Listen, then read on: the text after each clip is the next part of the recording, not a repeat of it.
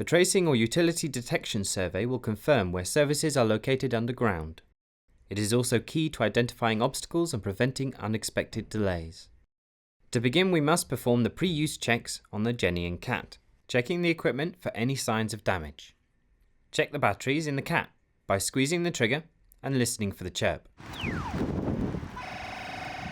There is also a battery icon, which will flash when the batteries need to be changed.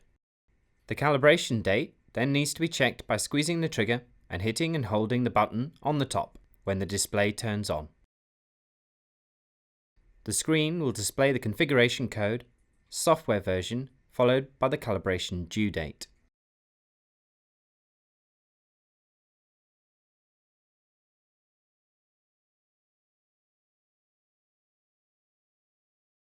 A function test can now be performed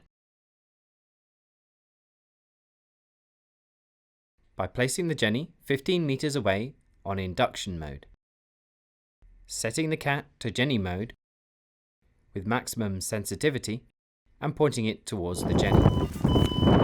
A clear signal should be heard.